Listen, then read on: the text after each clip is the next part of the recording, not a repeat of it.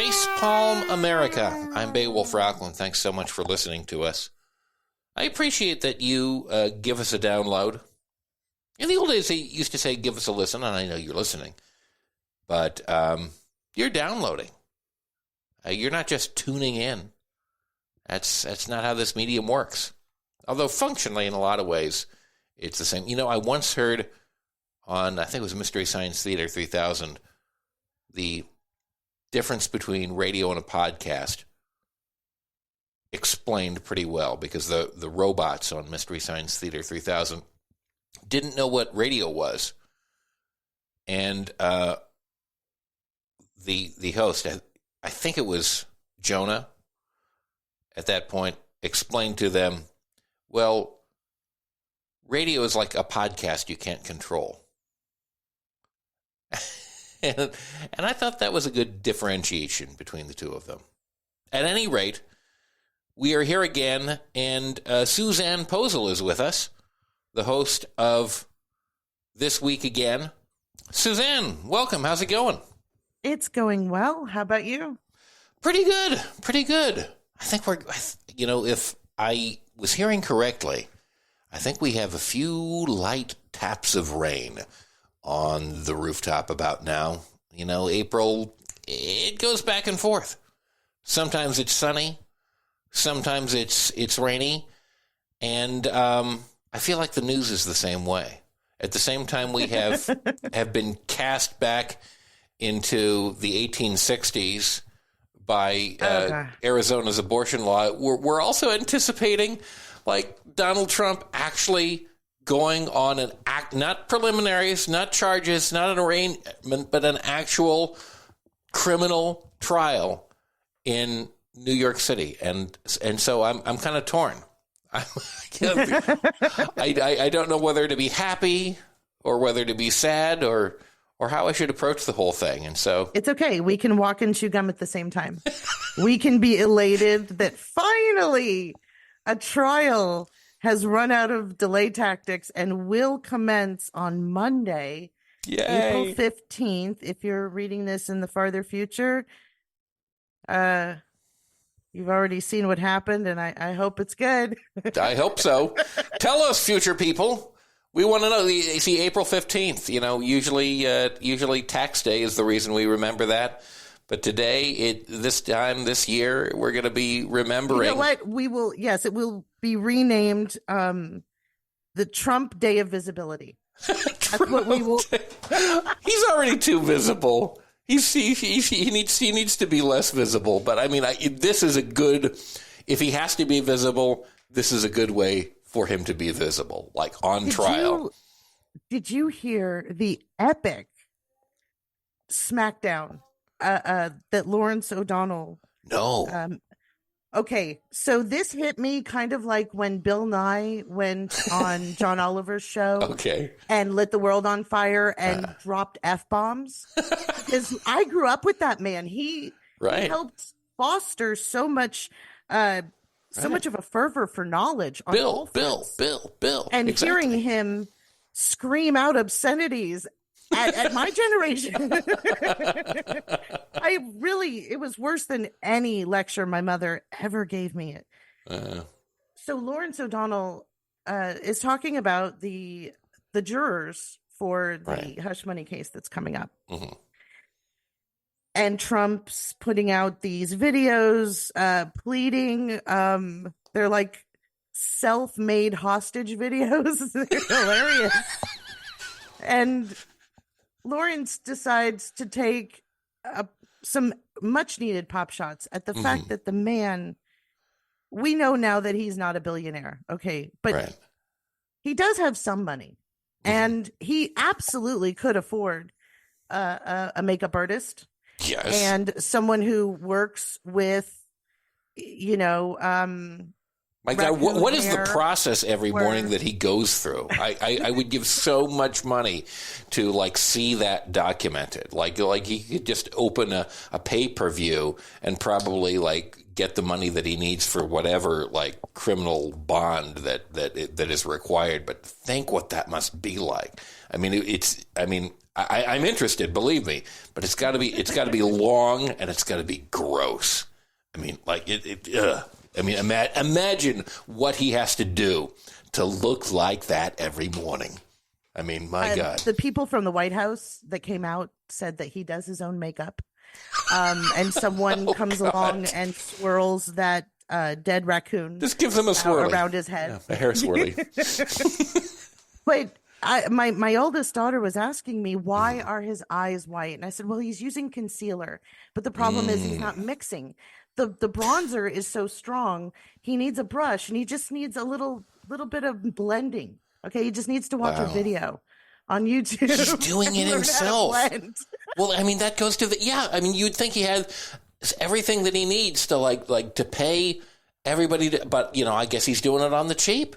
Because he doesn't have the money that he says he does, and so he's not mixing not as you say blending appropriately. My God, he could go on a YouTube video for goodness sakes and find that out. It reminds me of the makeup. This is an obscure movie from I think the 80s. It's called A Boy and His Dog. It was Don Johnson's first film. That's funny, and it's a really rough, horrible film. It does not age well at all. Okay.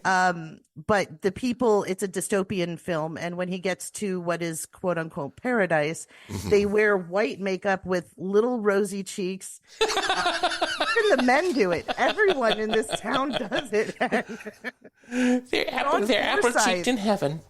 John Forsythe is one of the leaders of the paradise, and he's in this clown makeup, and like, looks a lot like him and Trump went to the same makeup artist. That is so funny. A boy and his dog. It's a horrible, rough film. It was misogynistic and disgusting for its day, and it does not age well. Unless you live in Arizona or Florida or any of the other 21 states that restrict abortion. But yes. Yeah, it sounds like something that would show up on riff tracks. But Arizona, oh my God, I don't know exactly how to feel about that. I mean, here's how it comes down for me. Look, states can do this, and there are other states that are trying to bring us back to the 1860s. And there was an opportunity, as we have discussed before, you and I, for the Democrats at any point over 50 years almost to encode this into law, and they didn't do it. And now we're facing the consequences of their inaction on that front and their lack of rigor on fighting for Supreme Court justices when they should have done that. And I am boiling mad at them. But yet at the same time, it does seem to open an opportunity to because it's so enraging and it's so maddening, like how far they're going on this. I mean, we knew that they could do this, and now they're doing it. And I hope that it sparks the reaction that they're hoping that it will. But at the same time, I know that the Democrats are being a little bit cynical about this, and that they could have prevented it from happening. So I don't know how to feel. I want to feel good in the sense that maybe this is the step too far that the Republicans have taken, but I don't know. I mean, are we still going to remember this come November? Absolutely. I'm a woman. I have a vagina. I have 2 daughters. Absolutely. I have less rights than my mother. And when they said, make America great again, I thought 1953. Yeah. I didn't think 1864. That was not on my bingo card. Yeah. But I have been screaming from like Cassandra about what the Council for National Policy was doing in the 1985. Mm-hmm. Going into setting up this way in which they would have politicians and elected officials, lobbyists, all moving toward theocratizing America, Right. creating a Christian national. And they are starting with Roe v. Wade. Why? Because they need future workers. Why? Because they don't like the idea that, I don't know, I can get a no-fault divorce just because I want to. Yeah, and they have spoken out on that. They've spoken out on how much they hate no-fault divorce. And there have been a whole series of Republicans who've said, we want to overturn this. We want to change this. And they're not stopping at abortion. They're going way beyond that. It's contraception. Yep. It is abortion. It's healthcare. And when they say that they make exceptions, they don't. Okay. Yeah. Because nobody can qualify for the exceptions. Yeah. We have seen what their exceptions do. Yeah. In Texas, there was a 21-year-old woman who was forced to give birth to a baby that had no head, and she did not qualify for an exception. Jeez. So they don't care about the life of the mother. They want to control. Yeah. They want to put women back into the kitchen, and we don't have the ability financially to leave. We don't have the ability economically to leave. And I'm separating the two because women couldn't get jobs. And if they did, it was a joke. And they were sexually harassed, and they were abused at work. And then they were abused by their husband, and whether they were pregnant or not. And I don't want this. It's bad enough that my daughters don't have the same rights that I used to have, that my mother's generation fought so hard for. But now this is all hands on deck. Now, I understand what you're saying, but what Trump's party wants to do, I am going to go into this. We're going into a history lesson this week on Arizona. I have learned more about the state of Arizona than I ever wanted to know, and none of it is good. If you have a vagina, none of it is good. Yeah. By the way, just as a historical note, and I'm sure you'll cover this, 1864 is way before Arizona was even a state. Not till 1912. I know. 50 years later. Yeah. It's just, I mean, like that they're going, they're basically, I mean, correct me if I'm wrong. I know you're studying this in process for your show that you're putting together, but that's basically like territorial law, right? From 1864, is that about right? Yes. My so God. they had a territorial governor who was appointed by Abraham Lincoln. Yeah. And he and 27 white dudes. Mm-hmm. That's important. Made up a bunch of rules. That's the sequel to 12 Angry Men. It's 27 white dudes. Except this is 1864. Right. Yeah. It's sorry, the prequel. Right. The prequel. It's like Alien Prometheus or whatever. These dudes decided that women could consent to sex. I'm sorry. Girls could consent to sex at the age of 10. My youngest is 13. I cannot imagine. The head of their legislator, or what was to become their legislator, their Speaker of the House, was a pedophile who married, and I'm doing air quotes, guys, 5 girls. And when I say girls, ages from 9 to 15. Yeah. Jesus. And that guy made up rules like anyone but a white person cannot go into court and testify against a white person. Yeah. Yeah. And I know that they would be very happy to see all of those different facets of the landscape in the Arizona territory brought back. I mean, it's just one after another.